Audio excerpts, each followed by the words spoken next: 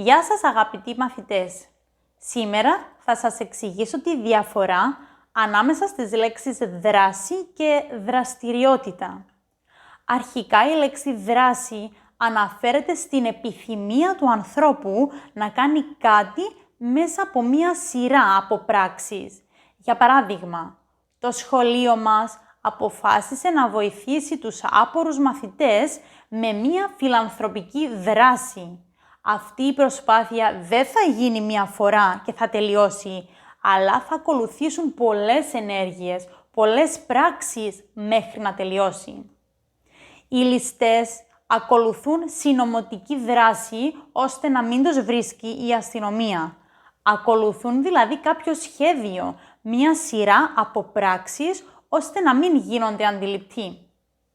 Ακόμη, η λέξη δράση χρησιμοποιείται για να δείξουμε μία φυσική δύναμη, όπως για παράδειγμα, η δράση του παυσίπονου ήταν άμεση. Μόλις το ήπια, μου πέρασε ο πονοκέφαλος. Το αποτέλεσμα που είχε δηλαδή ήταν πολύ γρήγορο και αποτελεσματικό.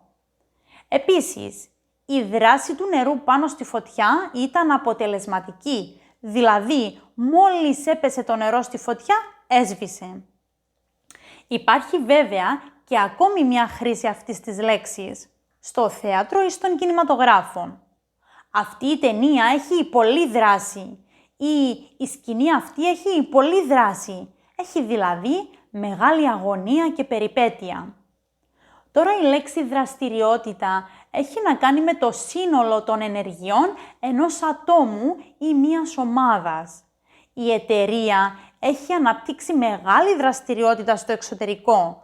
Αναπτύχθηκε δηλαδή αρκετά στο εξωτερικό. Έχει μεγάλη ενέργεια. Ακόμη ένα παράδειγμα. Η Ελένη σταμάτησε όσες δραστηριότητες έκανε γιατί δεν έχει ελεύθερο χρόνο. Σταμάτησε να ασχολείται με άλλες ασχολίες, με άλλες πράξεις. Αυτά λοιπόν για σήμερα.